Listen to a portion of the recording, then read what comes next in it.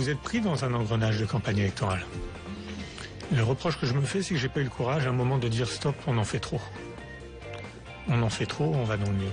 Les confessions télévisées de Jérôme Lavrieux sur les dérives financières de la campagne de Nicolas Sarkozy en 2012 ont ouvert une nouvelle période à l'UMP. Mais quel bilan faire de la stratégie de défense de Jean-François Copé? Que penser des messages de Nicolas Sarkozy censés préparer son retour? Et les ex-premiers ministres Juppé et Fillon se mettent-ils en situation de tirer leur épingle du jeu?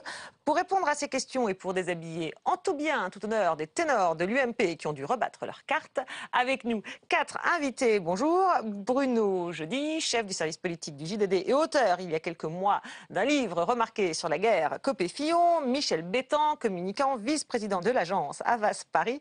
Vous connaissez bien l'UMP pour avoir travaillé avec Xavier Bertrand. Gilles Masson, communicant et patron de l'agence MC Saad-Chigad. Alors vous apporterez-vous une analyse plus extérieure, car vous n'avez jamais travaillé avec personne à l'UMP. Et enfin, Stéphane Bunard, synergologue, c'est-à-dire spécialiste du décryptage des gestes et des expressions. On compte sur vous pour analyser les messages subliminaux que nous envoient ces temps-ci les ténors de l'UMP. Le plus observé est indiscutablement Nicolas Sarkozy, discret, parfois même silencieux devant les caméras. Il a multiplié ces temps-ci les déplacements et visites, comme ici à Moscou, où il a rencontré Vladimir Poutine en marge d'un concert de sa femme, ou encore en Espagne, où on l'a vu discuter avec Mariano Rajoy, chef du gouvernement. Mais il a fallu attendre les cérémonies d'anniversaire du débarquement pour avoir ses premières déclarations. Guerre explicite, écoutez. Je sais, mais je disais... Il arrive directement d'un forum économique en Suisse. Il salue les curieux. Et même aujourd'hui, même en Normandie et même en anglais, la politique intérieure le rattrape.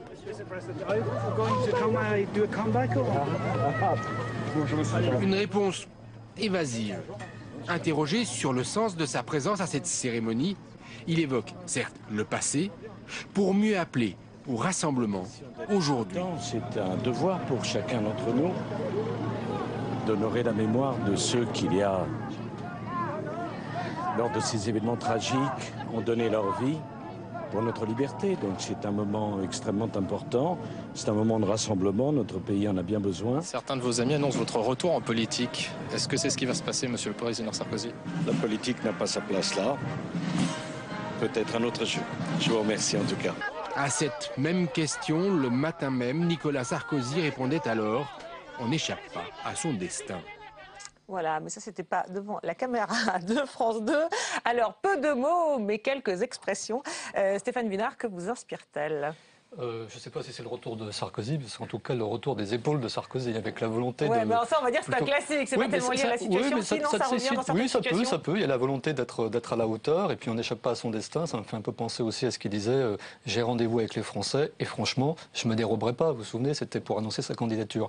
Alors, ce que je remarque, c'est surtout la ride de l'anxieux, ici, qui est particulièrement creusée. Alors, quand on regarde avec des images, ça peut se vérifier sur Internet, par exemple, il y a une anxiété très marquée. Et quand on lui demande si son retour est annoncé, donc autre que le retour des simples épaules, il y a un petit sourire unilatéral gauche. Et ça, on le retrouve chez Armstrong, par exemple, chez des manipulateurs de façon générale. Donc c'est le petit contentement de soi. Je vous cache un petit truc derrière les fagots. C'est possible. C'est ça, je vous cache un petit quelque chose dans cette non-réponse, etc. Michel Bétan, vous le trouvez comment, là, Nicolas Sarkozy ? Dans son expression non verbale, c'est vrai qu'il ne dit pas grand-chose sinon, ou entre les lignes. Nicolas Sarkozy nous a habitués depuis 2 ans à envoyer des cartes postales aux Français. Oui, les fameuses cartes postales, oui. Bon, là, c'est plus que des cartes postales, puisque là, il envoie carrément des mails. Pas lui-même, mais en tout cas, il fait agir ses porte-paroles en termes de communication pour agiter le local. Moi, j'ai l'impression que Nicolas Sarkozy va avoir un problème de cohérence. Parce que, évidemment, on va lui ressortir tout ce qu'il a dit depuis 2 ans, depuis qu'il a quitté l'Élysée. Vous vous souvenez de ce fameux documentaire tourné par une amie de sa femme où il a dit qu'il quittait la vie politique et qu'il ne croyait pas au retour du sauveur. Vous vous souvenez de ce qu'il a dit à Jean-Jacques Bourdin lors d'une émission « Je quitte la vie politique si je perds l'élection présidentielle ». Vous vous souvenez de ce qu'il a fait dire lui-même à force de recevoir des gens en disant « Mais de toutes les façons, je ne reviendrai jamais par l'UMP ». Vous vous souvenez de ce qu'il a dit « Les partis politiques sont morts ». Et donc, et puis il a dit aussi quelque chose d'extraordinaire, c'est que la prochaine fois que je reviendrai, c'est pour parler aux Français. Bon, alors il est revenu une première fois, non pas pour parler aux Français, mais pour faire le sarcoton. Oui, ça c'était effectivement au moment de l'invalidation des comptes de campagne. Voilà, et la deuxième fois qu'il va revenir, s'il revient selon ce que ses soutiens expliquent à la presse, c'est qu'il va revenir pour être candidat à la tête de l'UMP. Et là, je pense que les 100 000 militants de l'UMP vont peut-être être contents de le voir revenir. Je ne sais pas s'il en sera de même pour les gens pour les Français. Alors on parlait des fameuses cartes postales. C'est vrai que depuis qu'il avait quitté l'Élysée, il avait fait d'abord des déplacements à l'étranger, puis des déplacements en France, puis il avait suivi la tournée de sa femme. Est-ce que là, il a selon vous infléchi sa stratégie, Bruno Jeudi, justement avec ses déclarations, ou alors finalement il continue à faire un peu comme si de rien n'était? Je trouve que l'extrait que vous avez choisi de diffuser est intéressant parce qu'on voit vraiment le Nicolas Sarkozy un peu embarrassé là. Parce qu'en fait, à la fois, il se retrouve dans une situation où il n'avait pas trop envie d'aller, d'ailleurs, au départ, les cérémonies du débarquement, où il se retrouve un peu spectateur, relégué en plus. Avec tous les ex-présidents. Avec tous les ex, bon, c'était pas quelque chose qu'il aimait bien. Alors bon, en même temps, il essaie de se rattraper en faisant ce long bain de foule, hein, quand même, il se dit, je vais en profiter un petit peu. Et puis après, dans les propos, on voit bien, reparler de la vie politique française, c'est pas facile. En fait, pour lui, ce qui est difficile, c'est le moment où, puisque il a laissé ses amis parler d'un atterrissage imminent, le plus difficile, c'est de rentrer dans l'atmosphère. Et là, il sent que ça va pas être si facile que ça, que la piste d'atterrissage est loin d'être débarrassée, loin d'être dégagée. Et du coup, c'est compliqué. C'est compliqué, de toute façon, de revenir dans la vie politique quand vous avez pris 2 ans de recul, même si c'est 2 ans avec des cartes de silence assez relatif. Hein, puisque vous avez raison, vous vous rappelez les cartes postales. En fait, on a des nouvelles de Sarkozy quasiment tous les mois, hein, donc, depuis 2 ans. Mais le moment de rentrer dans l'atmosphère est compliqué. Donc là, et surtout, c'est pas du tout le moment qu'il avait choisi, puisque là, en gros, ce serait 2014, alors que lui, il espérait que ça dure encore au moins 1 année, ce silence relatif. Donc vous, ce que vous retenez en tout cas de cette image aussi, c'est qu'il est une grande gêne dans cette image. Gilles Masson, sur sa manière de répondre. Je sens que son retour, effectivement, est complexe, mais on a l'impression d'assister, dans le fond, un peu à la même pièce qu'en attendant Godot. Hein, c'est-à-dire qu'on attend tous, ça n'a pas vraiment changé à ce que niveau-là. Sarkozy revienne, à droite notamment. Et pour le coup, je trouve que c'est un exercice de propagande habituel, où on voit Sarkozy, en gros, qui fréquente les grands du monde, comme un président en exercice, dans le fond, et qui prend des bains de foule. Donc du très haut au peuple, Sarkozy est là, et donc il continue à préparer son image d'homme providentiel. Par contre, effectivement, je pense que l'atterrissage va être brutal. D'accord, donc oui, sur la stratégie, sur l'image qu'il renvoie, pour le coup, il n'a rien changé, quoi. Oui. Voilà, les grands du monde, les bains de foule, voilà. Mariano Rajoy, Poutine, donc il continue de fréquenter tout le monde, Hillary Clinton il y a quelques mois, Shimon Peres, donc voilà, on a l'impression qu'il n'est pas sorti du cadre de celui qui sied au chef de l'État. Voilà, avant de rentrer... En fait, pendant les périodes où l'UMP est dans l'embarras, lui représidentialise son image. C'est ça qui est intéressant. C'est ça l'image et le sens de ces images. Alors, Nicolas Sarkozy, vous l'avez dit, n'a pas énormément parlé, mais ses proches se sont beaucoup exprimés dans les médias avec des messages parfois quand même assez contradictoires, du moins qui ont varié, nous a-t-il semblé. Alors, quelques extraits. Tout d'abord, c'est Brice Hortefeux, l'ami de toujours, qui est allé à la radio dire ce que pensait Nicolas Sarkozy des fameuses révélations de Jérôme Lavrieux sur le fameux financement de la campagne de 2012. Nicolas Sarkozy était en Israël, où d'ailleurs il était formidablement accueilli. Je vous le dis, Nicolas Sarkozy est très mécontent. Très mécontent de voir son nom associé à cette curieuse actualité, très mécontent aussi de voir la manière dont notre pays est géré avec son cortège de records historiques de chômage, d'impôts, de dépenses publiques, et aussi très mécontent, très mécontent, vous me demandez son sentiment, très mécontent aussi de mesurer l'affaiblissement de la France, que l'on pourra d'ailleurs constater, observer et regretter dès ce soir, parce que François Hollande, qui arrive au Conseil européen, ça ne sera pas l'image, croyez-moi, d'une France triomphante. Voilà, il est très mécontent, ou plutôt très mécontent plusieurs fois. Ça sent un peu l'élément de langage préparé. Vous nous direz ce que vous en pensez. Mais d'abord, la suite du feuilleton avec Nadine Morano, qui, au lendemain de la fameuse désignation du triumvirat Juppé-Fillon-Raffarin, en appelle au retour de Nicolas Sarkozy. Je pense qu'il n'a pas le choix. Il doit revenir. Son retour a toujours été envisagé dans des circonstances très particulières. Je dirais que malheureusement, nous y sommes aujourd'hui. La France est en train de plonger vers le déclin. Notre famille politique est dans de graves difficultés. Et nous avons besoin d'un vrai leader. Nous avons besoin d'un chef. Nous avons besoin de quelqu'un qui incarne une vraie politique. Et donc, je dis à Nicolas Sarkozy, c'est maintenant ou jamais. Donc, il doit revenir. Voilà, il doit revenir. Donc l'appel à Nicolas Sarkozy, appel relayé par d'autres sarkozystes.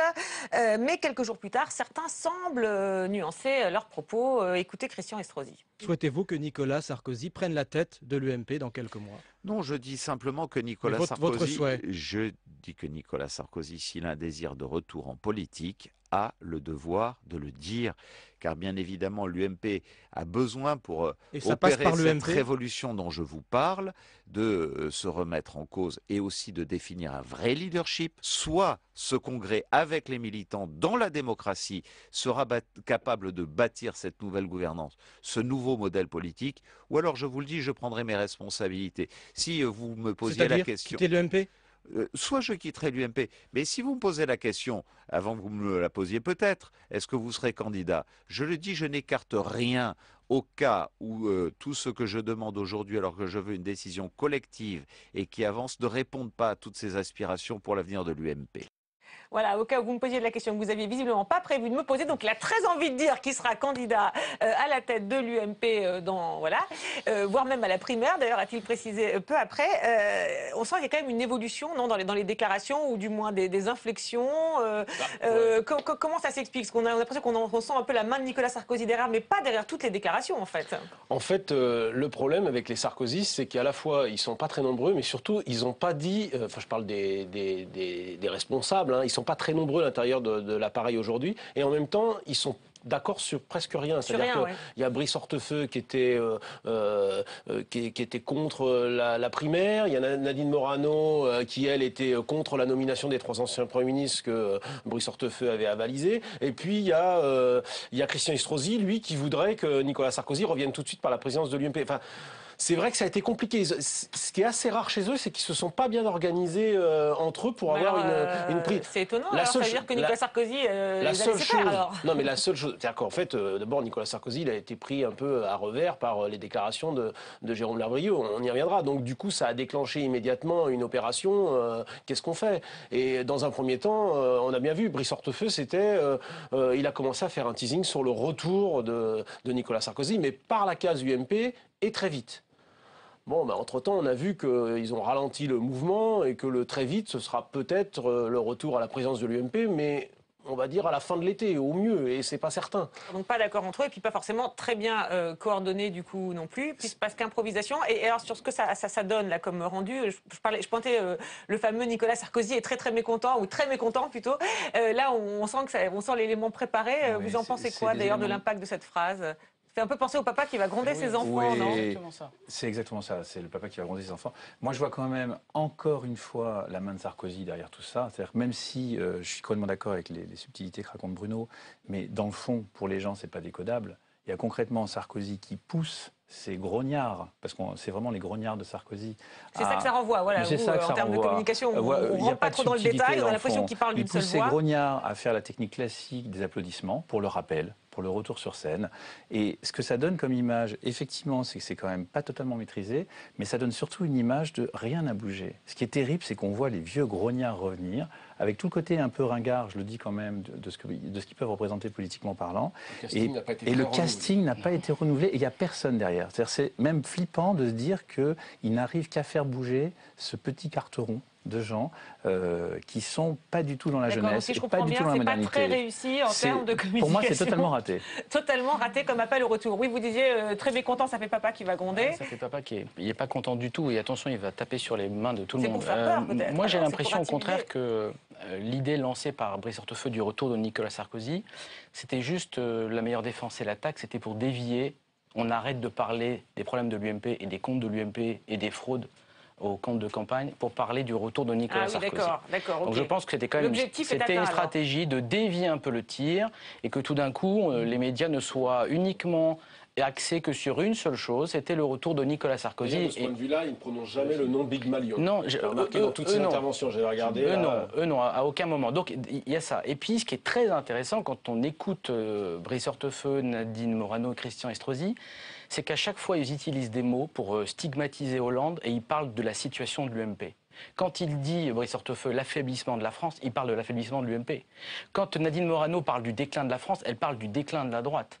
Quand Christian Estrosi a la question posée du retour de Nicolas Sarkozy, il commence même par dire non. Non, il ne veut pas du retour de Nicolas Sarkozy, mais il ne se rend même pas compte de ce qu'il dit. Donc on a l'impression d'une ah oui, vous pensez que ça, vous direz qu'elle est bizarre cette phrase, vous pensez que ça lui échappe? Je pense que ça lui échappe. En fait, il a été sincère. Voilà. Il a été sincère. Voilà. Il a dit non, mais il s'est pas rendu compte. Et après, il a essayé de se rattraper, mais c'est trop tard. Ce qui est dit est dit. Il faut le prendre comme tel.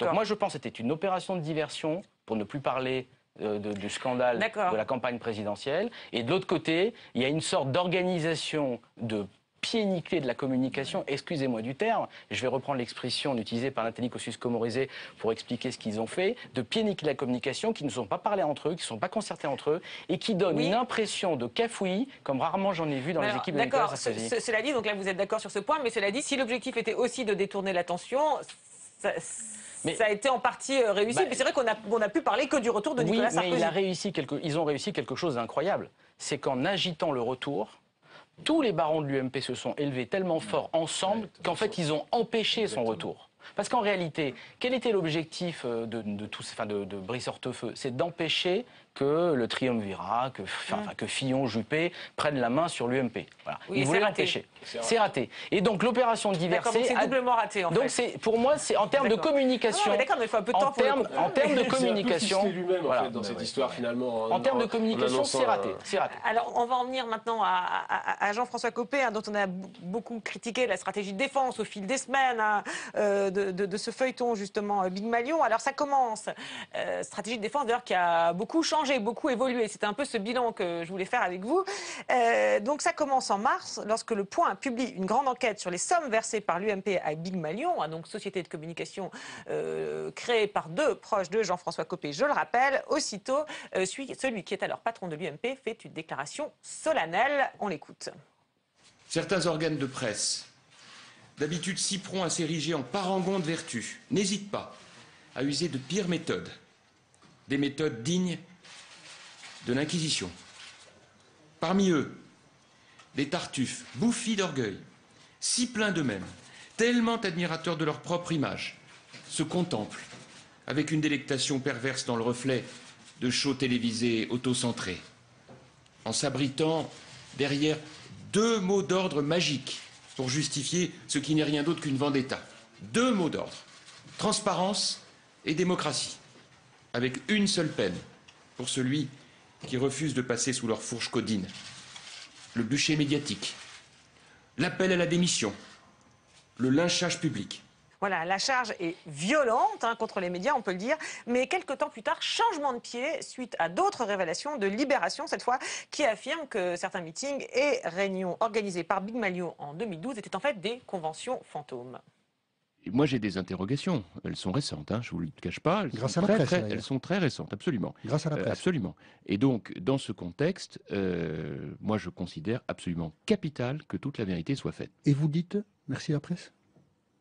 Sur ce point précis, oui. Je dis merci la presse. Voilà, un merci la presse, c'est ce qu'on appelle un virage à 180 degrés. Et donc quelques jours plus tard, donc piste confirmée par Jérôme Lavrieux, on en a parlé, donc directeur de campagne de Jean-François Copé et directeur adjoint de la campagne de Nicolas Sarkozy. Suite à ça, donc Jean-François Copé doit démissionner et le soir même, il va sur TF1 s'expliquer. Pourquoi avez-vous démissionné ce matin si vous n'avez rien à vous reprocher ?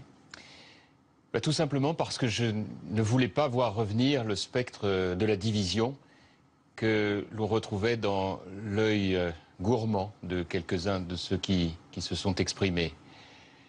Et puis surtout parce que j'ai pensé aux militants, aux sympathisants, aux Françaises et aux Français. C'est à eux que je pense ce soir, en leur disant à la fois mon affection, ma reconnaissance aussi, et en leur disant aussi de ne pas douter de mon intégrité. Et je le dis, comme vous l'imaginez, avec l'émotion que je peux ressentir ce soir, parce que on dit beaucoup de choses, on écrit beaucoup de choses.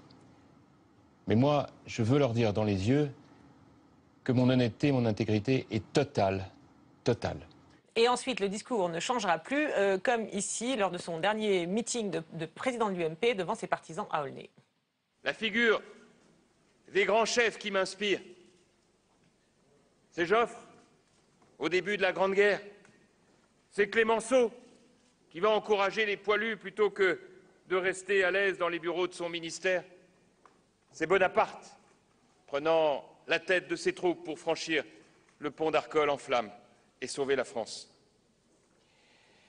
Lorsque les comptes de l'UMP ont été mis en cause, il m'a semblé naturel, évident, de faire face à cette nouvelle épreuve en première ligne, avec la force de celui qui doit assumer la responsabilité en votre nom, avec la confiance aussi de celui qui a la conscience tranquille. Voilà, alors peut-être un tacle, je ne sais pas, à ceux qui n'ont pas assumé leurs responsabilités. On y reviendra, mais tout d'abord, peut-être sur l'évolution de l'attitude. Stéphane Bunard, un petit mot, parce qu'on voit qu'il change beaucoup de stratégie de discours. Est-ce que dans son attitude, il y a des changements? Non, le plus flagrant, c'est quand il est face à Gilles Boulot sur TF1. Alors moi, c'est un peu une énigme, hein, Copé, je ne le connais pas comme vous, mais quand on peut regarder Cahuzac, on voit des choses. Quand on voit Armstrong, vous voulez parler, voilà, vous parlez de gens qui sont estampillés, pas sincères. Qui dissimulent voilà. des choses, voilà.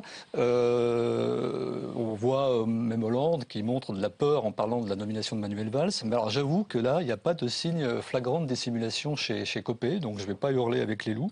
Alors peut-être que je me dis, c'est moi qui ne suis pas bon. Mais vous trouvez sincère dans ce qu'il dit. L'outil qui n'a pas de parti, lui, nous montre que chaque fois qu'il dit je ne vais pas, mon intégrité est totale, je fais part de mon intégrité, à chaque fois il montre le profil gauche et une recherche de lien. Les yeux sont parfois plissés, il y a une recherche de connivence non consciente, évidemment. Hein.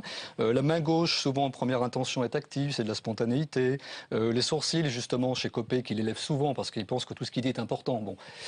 Mais justement, normalement, ça se lève plus longtemps, je le disais tout à l'heure, quand il y a de la dissimulation, quand on veut forcer le passage pour convaincre. C'est pas le cas ici.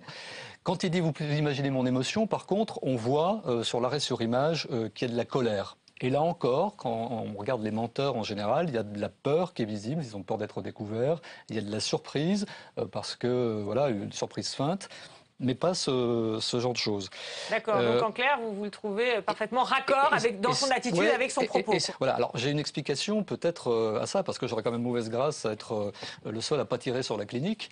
Non, mais nous, on analyse l'attitude, voilà. On fait pas, voilà, on cherche pas à savoir. Mais ce qui peut arriver, parce qu'en fait, ce qui peut arriver, c'est qu'on peut s'il dit la vérité ou s'il c'est impossible de savoir, mais bon, sur son attitude, voilà, qu'est-ce qui renvoie, c'est ça la question. Non, mais c'est ça, mais de façon générale, ce qui renvoie de manière non consciente, parce qu'en fait, le langage, enfin le non-conscient de Copé parle à notre non-conscient. Et donc, ce qui renvoie, c'est plutôt de la sincérité. Mais la réponse à ça, c'est que ça peut être aussi un menteur pathologique. C'est-à-dire qu'en fait, pour qu'il y ait des items, des signes qui jaillissent, il faut que la personne ait conscience quelque part en elle de mentir et qu'elle soit pas raccord. Donc, soit dans ce cas-là, on a quelqu'un qui est parfaitement sincère, soit on a à l'inverse quelqu'un qui est un parfait mythomane. Quelqu'un qui ment tout le temps et qui s'est convaincu de ses mensonges. D'accord. En tout cas, vous dites qu'il est parfaitement raccord, notamment sur TF1 avec son discours de sincérité. Donc, ça le rend crédible, peut-être. Vous n'avez pas l'air tout à fait convaincu. Ou mythomane, je l'ai dit.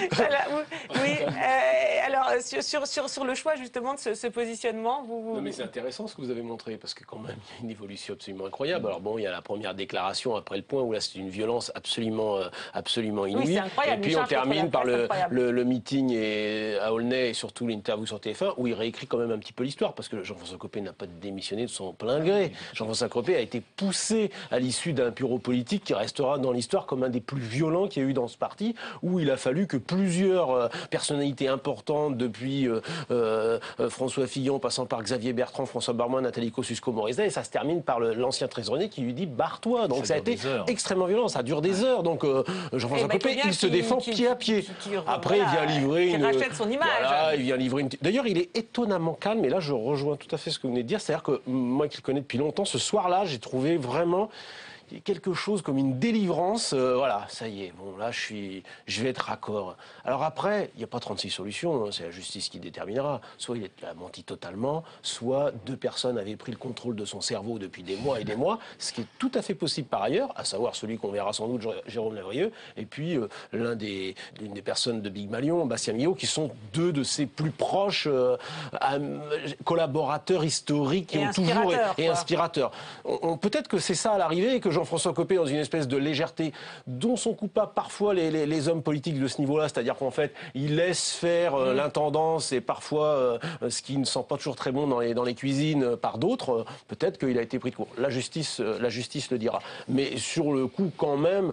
Oui. Il nous a fait un sacré numéro. Oui, et puis vous dites effectivement, il réécrit l'histoire sur j'ai pris mes responsabilités, ce que d'autres n'ont pas fait, sous-entendu, voilà, effectivement, les autres ne l'ont pas fait. Alors, comme vous dites, on l'a poussé dehors. Mais du coup, en termes de communication, et qu'est-ce qui reste finalement au terme? Parce que là, on a repassé, c'est vrai que c'est amusant de reprendre les différentes étapes où on voit bien les changements de pied.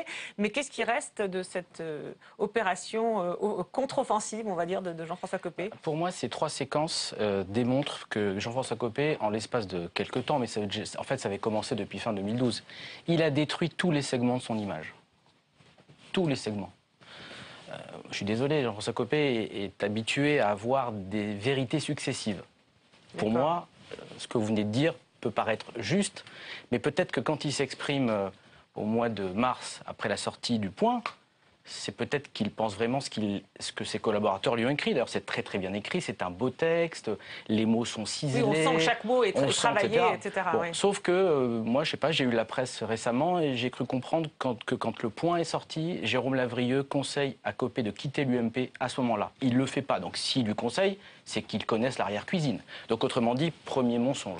Enfin, au moins Jérôme Lavrieux, d'accord, okay. Au moins quelque chose. Donc première vérité successive. Deuxièmement, en termes de communication, la séquence pour lui, elle marque pour moi, allez, je vais dire, il sera un grand brûlé de la vie politique, mais un très grand brûlé, parce que pour les Français, après ce que Bruno Jeudi a très bien expliqué dans son excellent livre sur la campagne interne à l'UMP, où il était catalogué comme un grand tricheur, maintenant il apparaît comme un grand voleur. Et donc c'est extrêmement compliqué, quand on est un homme politique, ensuite de venir casser ces 2 images qui lui sont totalement attribuées. Et ces déclarations qu'il a pu faire, notamment les dernières, ne permettent pas de corriger le tir? Ben non, parce qu'en réalité, les gens, quand ils lisent, ils écoutent et qu'ils le regardent, ils se disent qu'est-ce qu'il est en train de me faire? Est-ce que c'est de la comédie de D'accord, ils ne disent pas, comme Stéphane Bunard, il a l'air sincère.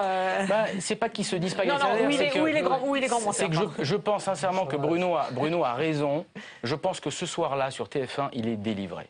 Je pense qu'il ne veut pas l'admettre, il est délivré de quitter, de partir et d'arrêter d'être celui qu'on aura brûlé 45 fois sur la place publique. D'accord. Gilles Masson, en termes de communication, qu'est-ce qui restera alors? Il y a dit un truc que je trouve très juste, qui est Copé dans la simulation, Sarkozy dans la dissimulation.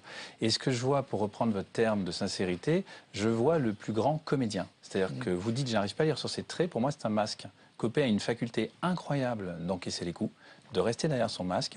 Et ça, même ses discours, c'est quand même rare de voir un homme politique en 2014 qui parle de parangon de vertu, de tartufferie, de grands achats médiatiques, d'inquisition.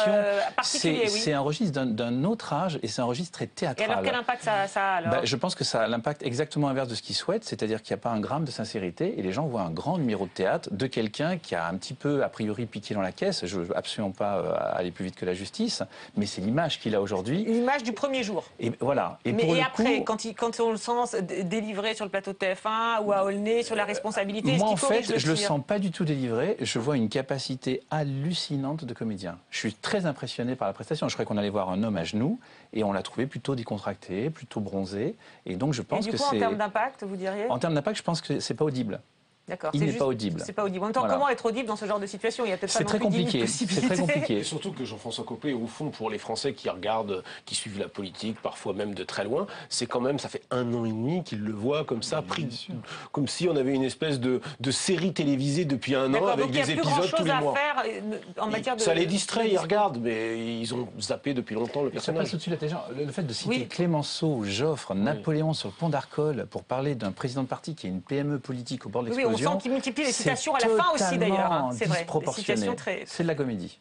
Oui. Non, j'aime bien cette idée-là, simulation, dissimulation. En fait, il veut se convaincre de ce dont il s'est convaincu lui-même. Donc c'est un bon acteur, il a peut-être avalé la méthode acteur studio. Il y a un coach américain qui rôde dans Paris. Mais en tout cas, ce que je veux dire, c'est que les gens, de façon non consciente, vont percevoir que ce type-là, avec le biais cognitif de dire oui, tiens, c'est Copé, etc., sa tête ne me revient pas, il a menti forcément, mais ne vont pas voir de manière non consciente de choses autres que la sincérité. Oui, que la sincérité dans ces extraits, d'accord. Alors, on va passer maintenant aux deux présidentiables, a priori, hein, ex-premier ministre Alain Juppé et François Fillon, membres du fameux triumvirat qui, avec Jean-Pierre Raffarin, doit assurer l'intérim à l'UMP. Alors, ils ont été tour à tour questionnés sur, un, leurs propres ambitions, deux, leur réaction à l'éventuel retour de Nicolas Sarkozy. Alors, les réponses, vous allez le voir, sont un peu différentes.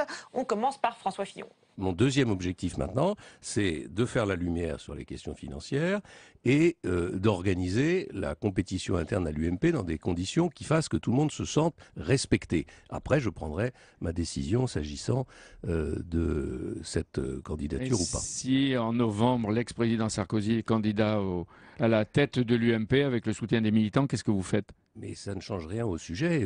Si Nicolas Sarkozy veut être candidat, moi, il ne m'a pas fait de confidence.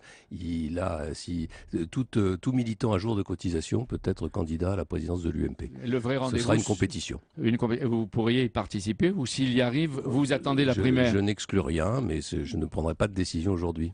Voilà, Nicolas Sarkozy, militant comme un autre. On écoute maintenant la réponse d'Alain Juppé. Alors on va voir qui est candidat. Nous avons 6 mois devant nous, vous voyez. Oui, on a déjà une petite idée sur qui est candidat. Certains se sont déjà déclarés, et c'est normal, ce qui prouve qu'il y a un intérêt pour cette rencontre, ce rendez-vous. Les partisans de l'ancien président de la République ont fait savoir qu'il allait concourir. C'était son intention.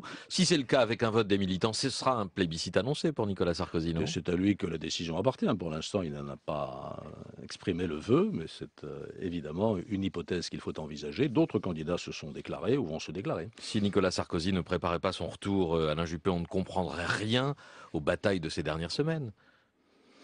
Peut-être, c'est votre interprétation. Moi, je le répète, ce qui m'intéresse, c'est pas les batailles passées, c'est la paix qui a été déclarée hier soir et qui nous permet de repartir sur des bases, je crois, consensuelles. Voilà, donc sur la forme, c'est très très souriant. Sur le fond, il y a une question à laquelle il refuse de répondre. Elle lui est posée ce matin-là par un auditeur. Vous êtes la seule personne, la seule autorité aujourd'hui qui peut faire la synthèse et qui a un projet politique. Pour la présidentielle de 2017, si j'ai bien compris. 2017, voilà. Très bien. Merci. Ça, j'en suis sûr. Merci. Merci Diane, ce n'était pas une question, donc je n'ai pas à y répondre.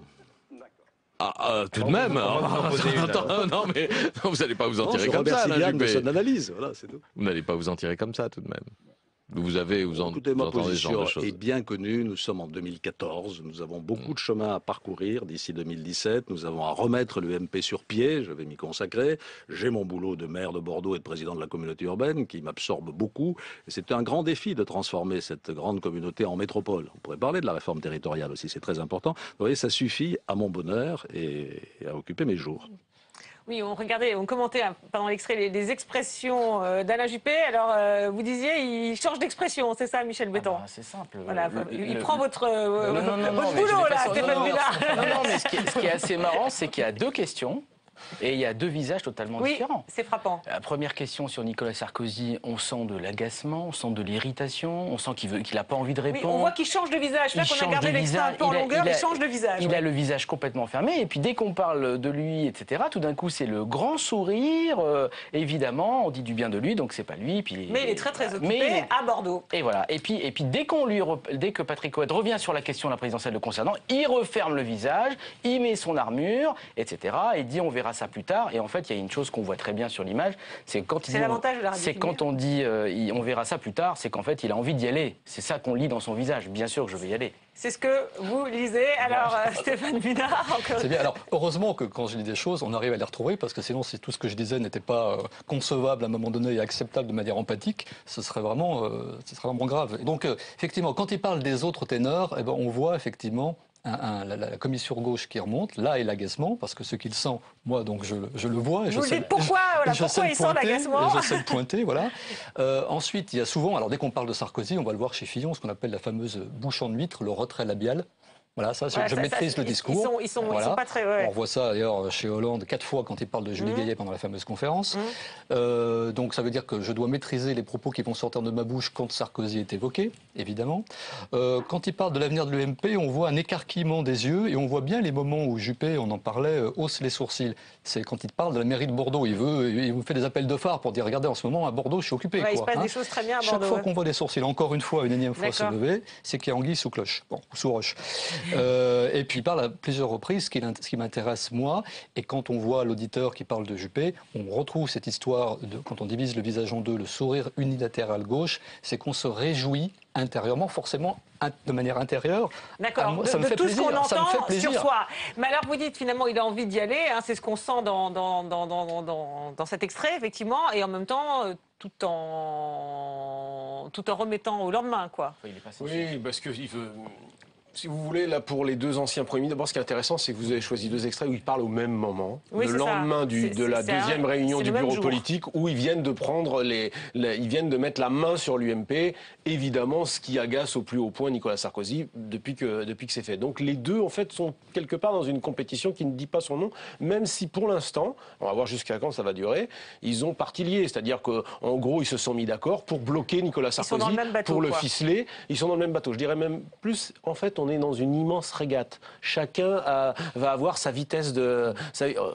Juppé, il se met un peu tranquille, vitesse de croisière, j'ai le temps. Évidemment, lui, plus ça dure, les sondages, il est haut. Donc surtout pas se lancer trop vite. François Fillon, il n'est pas du tout dans une vitesse de croisière. Lui, il doit rattraper son retard. Le dériveur, il est déjà lancé plein pot. Il essaie de le faire redécoller parce que ça fait des mois et des mois qu'il est encalminé dans du mauvais vent, là, où il avance plus, à cause de sa bagarre avec Copé. D'ailleurs, il remonte un petit peu dans les sondages, mais il reste loin derrière Juppé, qui, lui, pour l'instant, est en vitesse de croisière et veut absolument pas que les vents tournent, tout ça, tout lui va bien. Enfin, cela dit, les deux disent quand même que pour l'instant c'est trop tôt, hein, il n'est pas question de répondre et de dire. Alors pour ceux justement qui sont un peu extérieurs, quel impact ça produit justement entre Alain Juppé, favori des sondages, François Fillon, un peu... Ils sont dans des positions, je suis complètement d'accord avec ce qui a été dit là, complètement différentes. Fillon, on sent qu'il va en découdre.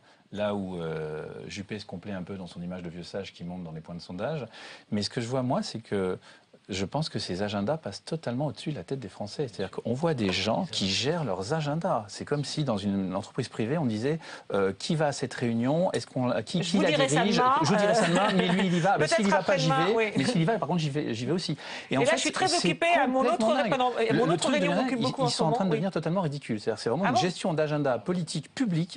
Et il y a une distorsion du temps qui est incroyable parce qu'on a l'impression que le triumvirat veut à la fois accélérer le temps pour imposer à Sarkozy l'élection au Congrès et les primaires et le ralentir en même temps en disant il y a peut-être les affaires qui vont sortir et ça permettra à Sarkozy de sortir. Et de l'autre côté, Sarkozy veut ralentir le temps parce qu'il a envie de continuer à avoir cette image d'homme providentiel et l'accélérer parce qu'il veut prendre l'UMP. Donc ça veut dire qu'en clair, vous trouvez qu'ils s'y prennent mal vis-à-vis, alors peut-être vis-à-vis de l'UMP, c'est un jeu très subtil, mais vis-à-vis des Français... Mais c'est ingérable, c'est ingérable. C'est une gestion d'agenda, ils n'ont pas le choix. Ils n'ont pas eu le choix. Ils n'ont pas le choix. C'est-à-dire que ce qui se passe aujourd'hui, ils ne l'avaient pas prévu. Je veux dire, eux, ils se retrouvent à la tête de l'UMP à un moment où ils s'en seraient bien passés. Et d'ailleurs, Alain Juppé a beaucoup hésité sur le bureau politique. Alain Juppé, il n'est pas du tout... tous les jours, au départ, il ne veut pas, lui. François Fillon, lui, il sent plus vite les choses parce qu'il est dedans depuis un moment. Et lui, en plus, il a depuis longtemps cette intuition qu'ils ont totalement... bon, il l'a vu, lui, à ses dépens. Et qu'en plus, ils ont totalement dépouillé l'UMP. Et alors, sur l'impact, vous étiez d'accord avec Gilles Masson sur l'impact que ça a, effectivement, c'est cette gestion publique des agendas. De toutes les façons, depuis un mois, tout ce qui se passe autour de l'UMP est dévastateur. D'accord. En fait, il ne faut pas parler, quoi. Il faudrait se taire et ne pas s'exprimer. C'est ça, de leur point de vue. Tout est négatif, rien n'est positif. Les Français regardent ça avec dédain en disant mais qu'est-ce que c'est que cette histoire ? Même Alain Juppé, le vieux sage, favori des sondages, qui sourit, etc. Parce que tout ça, on sent bien que derrière, on sent bien qu'il y a quelque chose qui est pas clair, qui est pas net. Et donc on se dit veut prendre la place de l'un, de l'autre. C'est le problème d'agenda, de présence, etc. Ils ont quand même surtout l'air un petit peu satisfaits d'avoir ficelé pour l'instant Nicolas Sarkozy. Je ne sais pas si ça va marcher longtemps, mais pour l'instant... C'est ce qui ressort, un peu trop de satisfaction. Alors, on a parlé de ces discours comme ça, pas forcément très sincères, parce qu'ils ne peuvent pas vraiment dévoiler leurs ambitions. Il y en a un qui a l'air très sincère, ou en tout cas du moins qui est très cash dans ce qu'il dit. C'est Xavier Bertrand, donc ex-ministre de Nicolas Sarkozy, de loin le plus dur à son égard. On écoute un petit montage de ces déclarations qui semblent être de plus en plus dures, justement. Les militants se disent que le seul rempart sauveur Et l'homme providentiel, c'est Nicolas Sarkozy. Vous croyez que j'allais dire vous, peut-être, il faut mais Nicolas tourner Sarkozy. la page complète de cette année 2012 calamiteuse pour l'UMP. Merci à vous d'être venu. Ça doit être dur à avaler d'entendre Nicolas Sarkozy encore, non? Non, aucun sujet, aucun problème, et je pense qu'il faut regarder maintenant devant. La crise que traverse l'UMP aujourd'hui, elle est due avant tout aux révélations, aux accusations qui ont été faites sur le financement de la campagne présidentielle de 2012. Ce qui veut dire que si celles et ceux qui ont été dans cette campagne sont forcément interrogés dans les semaines et dans les mois qui viennent, s'ils ne sont pas à l'écart de l'UMP, ils entraîneront encore une fois l'UMP dans ce tourbillon. C'est une défaite, ce qui s'est passé hier soir pour Nicolas Sarkozy et ses partisans? Hier, clairement, l'UMP n'a pas eu besoin de Nicolas Sarkozy pour trouver une solution. On sait trouver les solutions sans Nicolas Sarkozy. Il vous qualifie, si l'on en croit le Parisien d'hier, Nicolas Sarkozy, de médiocre. Ce n'est pas la reconnaissance qui l'étouffe, a-t-il dit à votre propos? Il n'a pas toujours dit ça, me concernant. Je ne sais pas s'il a dit cette phrase. De quoi? La médiocrité ou le manque de reconnaissance? Qu'est-ce qu'il n'a pas dit? Les deux. Les deux, d'accord. Les deux. Mais cette phrase, il est tout à fait capable de l'avoir prononcée. Ça vous fait mal? Capable. Écoutez, si cette phrase a été prononcée, c'est du mépris à mon égard. Moi, j'ai toujours du respect pour l'ancien président. Voilà, alors a priori, lui, il est le seul sur son créneau. Alors, vous parliez des gestions calamiteuses, d'agenda en public, etc. Alors, lui, que pensez-vous de son discours qui, pour le coup, est compréhensible, on va dire? Il gère plutôt bien. Je le trouve très clair dans ce qu'il dit. Je le trouve très fort face à quand même à des mots qui sont assez infamants. Qu'est-ce qu'on voit? On voit un Quadra qui a décidé de s'opposer fortement à Sarkozy, parce que si jamais il y a une élection à la tête de l'UMP, ça sera le plus fort opposant qui sera le prochain Premier ministre. Je pense beaucoup à ce jeu politique. Et on voit aussi quelque chose qui, moi, m'étonne, qui est très révélateur de la société française, qui est le combat des pyramides d'âge. C'est-à-dire qu'aujourd'hui, Sarkozy essaie de déclasser Juppé par son âge. Il n'arrête pas de dire en 2017, Juppé aura 71 ans. Et quelque part, les Quadras essayent de déclasser les cinquantenaires qui sont à la tête de l'UMP. Je vois vraiment le combat des seniors contre les 50 ans, contre les 40 ans. Je ne sais pas quel âge a exactement Xavier Bertrand, mais bon...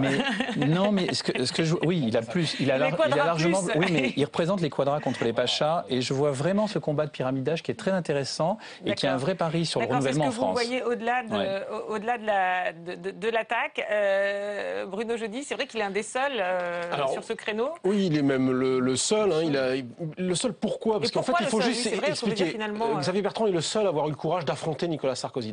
Nicolas Sarkozy est une personnalité extrêmement... quand vous êtes seul face à lui, c'est très dur d'aller lui parler directement. Xavier Bertrand est le seul à avoir eu ce courage. Il lui a dit, texto, je veux être candidat à la primaire et je vais te battre. Ça peut paraître comme ça assez dingue de le dire, mais il l'a dit. Nicolas Sarkozy a été... Il l'a dit il y a déjà un moment, d'ailleurs. Non, mais il l'a redit lors d'un déjeuner, à la fin de l'année dernière, un déjeuner où Nicolas Sarkozy a sorti de là soufflé. Oui, c'était avant l'affaire Jamais on m'a fait ça. Il en parle tout le temps. Et il dit, et du coup, il est assez violent à l'endroit de Xavier Bertrand. Mais du coup, Xavier Bertrand, qui évidemment n'est pas dans les favoris de cette prochaine primaire, du coup, ça lui donne de la force et ça lui donne surtout de la liberté. Parce que lui, en fait, il n'a pas besoin de calculer. Il n'a pas grand-chose à perdre, quoi. Et d'être là, comme le maire qui va calculer je sais pas quoi avec je sais pas qui. Il n'est pas dans la situation de François Fillon, qui lui a rompu brutalement, mais sans vraiment avoir d'explication avec Nicolas Sarkozy. Et encore moins dans la situation d'un Juppé qui lui est au-dessus de ça. Évidemment, son histoire est différente. Donc, du coup, ça lui donne de la force. Singulier. Là, il y va très très fort, mais sur le long terme, il fait le pari que sur le moyen terme, ça peut à un moment marcher et se dire, au fond, à l'intérieur de l'UMP, il a quand même été secrétaire général du parti, le regarder différemment. Aujourd'hui, on le regarde un peu, certains en se moquant. Mais on ne sait pas comment on le regarde, parce que ça peut être aussi celui qui crache dans la soupe, l'ex-ministre. Parce que là, vous racontez effectivement ce déjeuner avec Nicolas Sarkozy qui date d'il y a quelques mois. Mais bon, les gens n'ont pas forcément ça en tête quand ils d'abord, l'entendent. les militants le connaissent. Les militants le connaissent. Et puis, peut-être qu'à un moment, le regard va changer sur lui. C'est le pari qu'il a. C'est le pari qu'il fait, Michel Bétan, vous qui le connaissez bien. Bon, alors moi, il faut quand même dire, j'ai travaillé pour lui, donc mon regard n'est pas totalement objectif. En fait, moi, ce que je peux dire, c'est que de tout ce qu'il fait depuis 2 ans, là-dessus, il y a une cohérence totale. Et cette cohérence totale, elle se voit. Voilà, alors je vais m'arrêter là parce que mes propos ne vont pas être considérés comme objectifs. Mais c'est vrai qu'à partir du moment où il a tracé cette voie et qu'il va jusqu'au bout, il faut juste faire attention à ne pas aller trop dans l'anti-sarkozisme parce qu'un jour, les électeurs on ne sait jamais. Non, c'est pas qu'on sait jamais. François Fillon, c'est un petit peu abîmé, justement. Voilà. C'est pour ça qu'il faut... trop taper sur l'ancien chef, ça peut faire du mal à son image. La question, c'est que là, il casse quelque chose, Xavier Bertrand. C'est pas sa façon de faire de la politique. Il n'a jamais eu de mots dévastateurs comme il a pu en avoir là ces derniers jours. toujours. donc Voilà. pas... Et donc, quelque part, il va au-delà de ce qu'il est naturellement, parce que lui, c'est unité, rassemblement. Il se force pas, là, il le dit sincèrement, mais il faut pas aller trop loin. Voilà. Alors, du coup, le mot de la fin sera à Gilles Masson. Alors là, voilà, on a vu quelques postures, voilà, de quelques ténors de l'UMP ou candidats déjà déclarés à la primaire de 2016. Lequel sentir le mieux alors? Juppé s'en tire remarquablement bien. Ah ouais, même si l'agenda, la gestion de l'agenda. Et Copé, c'est désastreux. Et Copé, c'est désastreux. Bertrand est bon. Bertrand est bon. Voilà.